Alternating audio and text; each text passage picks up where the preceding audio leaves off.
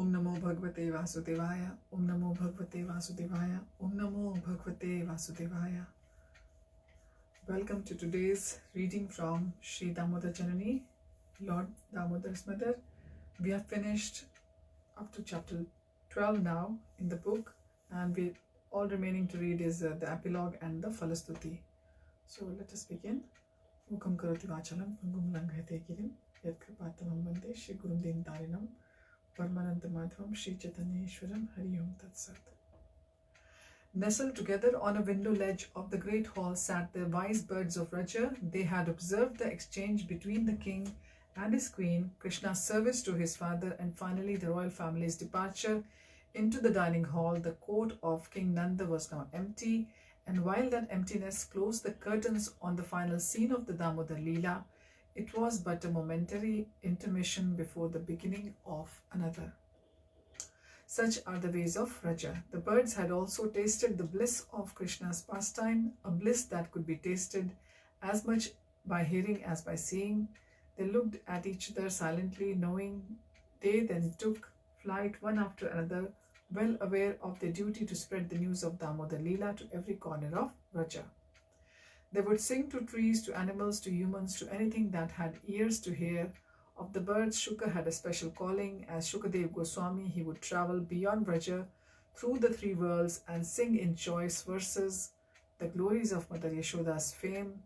After all, her exchanges with Damodara and the truths underlying them were only partially understood by those demigods who had now returned to their abodes. What to speak of the mortals on this planet at present and in the future? And how could any created being, even a Lord Brahma, understand? Never they have received the kind of mercy that was Mother Yashoda's daily fare. But where was that pure-hearted soul concerned for the welfare of all? Skillful enough and realized enough to adequately praise the Queen of Raja, even the greatest Vaishnava demigods could not do so. Yet it was his duty to try, and try he would, spreading his wings and taking flight over the treetops. Shuka's voice resounded with the cattle drum of Mother Yashoda's greatness as he sang, Nemam virincho nabhavo nashrid api anga samshraya prasadam lebhire gopi yet tat prapa vimuktidat. Neither Lord Brahma nor Shiva nor even the goddess of fortune, who is always the better half of the Supreme Lord, can obtain from the Supreme Personality of Godhead, the deliverer from this material world, such mercy as received by Mother Yashoda. Some time after Mother Yashoda's reconciliation with Nanda Maharaj, Balram asked Krishna to go to the spot where the Arjun trees had fallen. Balram said, "O brother, let us go to Mahavan and visit those fallen trees." Krishna replied, "That is a good idea. Let us go there and play." Considering this proposal to be most agreeable, the other boys cheered in unison, "Let us go, let us play." However, the village elders were not inclined to leave the boys to themselves. Some of them, with a few palace guards, accompanied the boys, who could imagine what new adventure lay in wait for Krishna. When the Vrajavasis arrived nearby the Yamuna shore, the Arjun trees were still there where they had fallen. Having touched Krishna's body, their leaves and flowers had not wilted, and their branches had remained supple. Although they could be a source of abundant firewood, the Vrajavasis were undecided whether such sacred trees should be cut into pieces, and what if the purported spirits of the trees returned to harm the woodcutters. But the little Gopas had no fear. They climbed atop the abandoned mortar, and from there to the fallen trees, boasting to Balram of Krishna's amazing deeds. "Look at what our Krishna has done. Once again he has achieved the impossible." Afraid of his mother, Krishna dragged the mortar here. Then it got stuck between the two trees, and our hero uprooted them. And from the trees came two celestial beings who worshipped Krishna. Such is our Damodara. As before, the elders would not believe the words of innocent children. They smiled good-naturedly, stroked their moustaches, and marveled at the boys' creative imagination. Who could believe that Krishna had transformed trees into devotees? He was wonderful, but he was just a boy. And even if Krishna were a demigod or Narayan himself, it still did not matter. Had he enacted feats that only God could perform, the love of the Vrajavasis would still remain have remained unchanged, like a mother who calls her blind son lotus-eyed. The Vrajavasis could see Narayan Krishna as a Gopa. Such was the influence and power of their love. By his childish ways and unparalleled sweetness, Krishna held not only his mother and father but all the Vrajavasis under his control. He brought delight to all the residents of Gokula, and that delight was so contagious that even he remained unaware of his unlimited powers. Absorbed as he was in the conduct and mindset of an ordinary child, Krishna's pastimes were so extraordinary, so full of sweetness, so full of wonder that they subdued him in a way that snake charmer subdues a serpent. Sometimes it is said that Krishna displays transcendental pastimes, at other times it is said that pastime potency engages the Lord. While speaking to Parikshit Maharaj, Shukadev Goswami praised both the Lord and his pastimes. Darshayam tad vidam loka atmano bhritya vashyatam vrajas yuva Harsham Bhagwan Bal Jeshtita. To pure devotees throughout the world who could understand his activities, the Supreme Personality of Godhead Krishna exhibited how much he can be subdued by his devotees, his servants. In this way, he increased the pleasure of the Vrajavasis by his childhood's activities. Lord Krishna revealed his Damodar Leela in this world to benefit those devotees who have faith in his divinity and yet who do not know how he becomes subordinate to his servants. Practicing devotees sometimes worship Krishna without understanding that the goal of the sadhana is to awaken a spontaneous attachment to Krishna like that of Vrajavasis. The immediate message of the Vedas is that Krishna is the supreme controller, but the hidden yet more eminent message of the Vedas is that Krishna is controlled by the Vrajavasis, and his mother being their control is not a pretense. It is his identity that is the darling of Yashoda. By being tied up by Mother Yashoda and dancing to the whim of the gopis, Krishna informs his devotees of the unparalleled supremacy of the Vrajavasis. What is that supremacy? There is spontaneous love for him, a love that is free from the slightest hint of awe, a love that makes Krishna call the Vrajavasis his people, and because of their special love for him, because they are his own family, he constantly keeps the Vrajavasis in an ever-ascending spiral of ecstasy with his childhood pastimes. Among the people of Vraja, Nanda Maharaj and Mother Yashoda are special, and of those two, the Mother Yashoda is still more special. Once an ardent admirer of Mother Yashoda asked me to write a book that would glorify her on this evening of Shivratri. May that order now be fulfilled. So Sivarama Swami has written this book because a devotee once asked Maharaj to write a book that would glorify Mother Yashoda, and I think on the evening of Shivratri, Maharaj completed the book.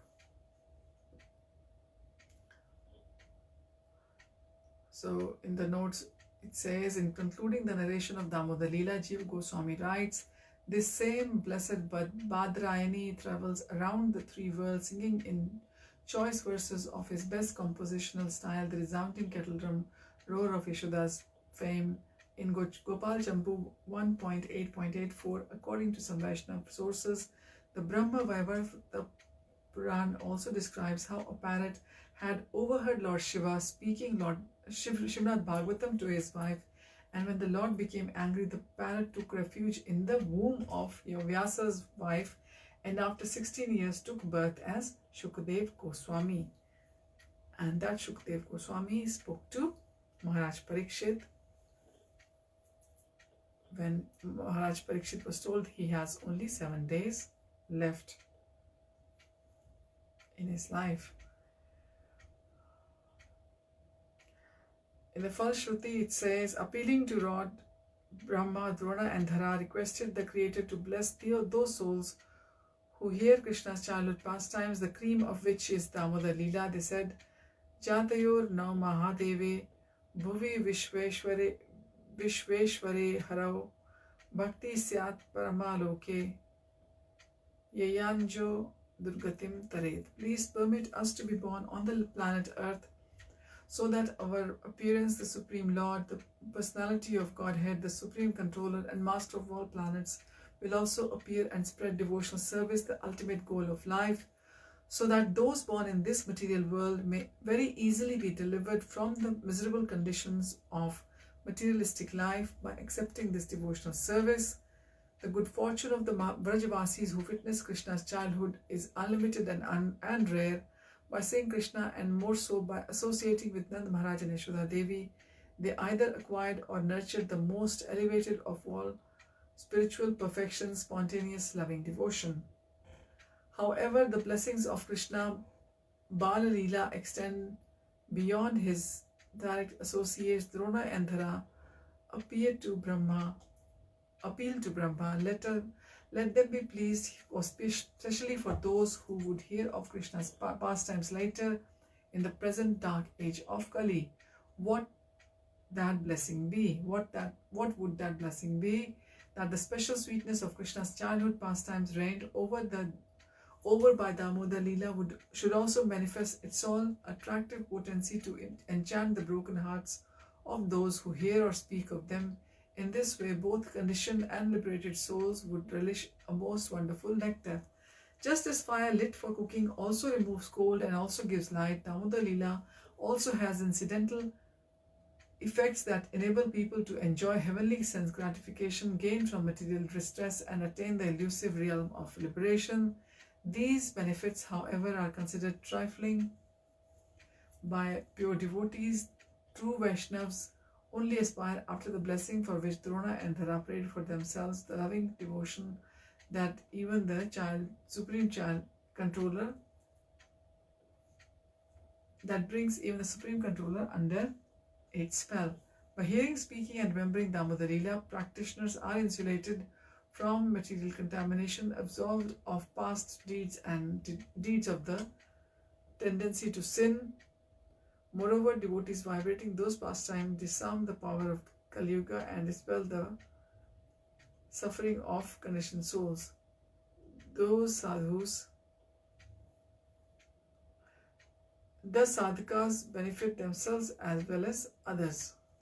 Following their example of Brahma and Vyas, when practicing devotees immerse themselves in the glories of Lord Damodar, they then quickly transcend the influence of the modes of nature and enter the so glorious realm of Supreme Lord of ecstatic love. In that transcendental state, the effects of Damodar Leela became even more inebriating, inducing divine restlessness, confusion and silence in Vaishnavas otherwise peaceful, sober and eloquent.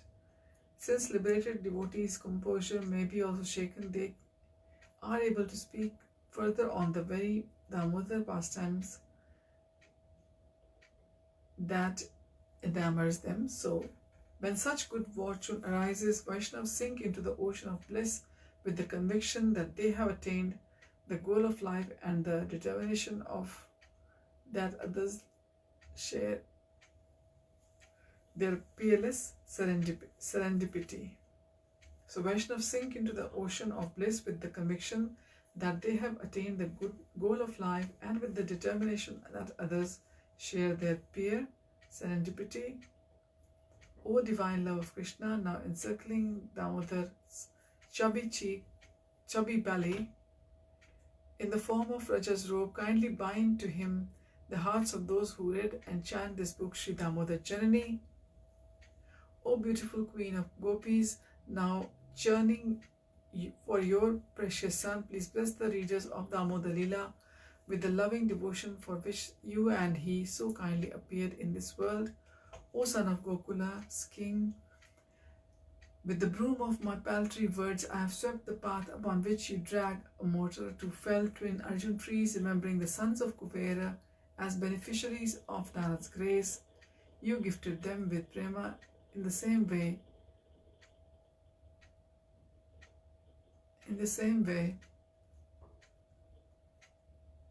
Kindly remember me as servant of Srila Prabhupada, uproot my material attachments and grant me access to your Praja, associates.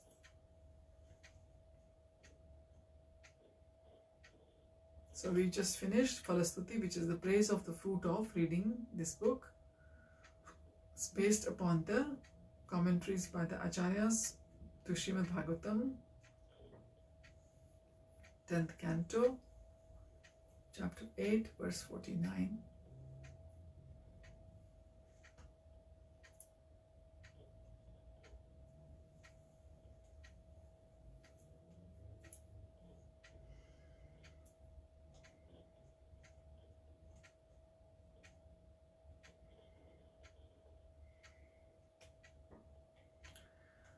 Thank you for joining. Hari Om Tat Sat. Hare Krishna. So this was our reading for this Damodar month, Damodara Janani. And we'll see you on our next reading. Hare Krishna.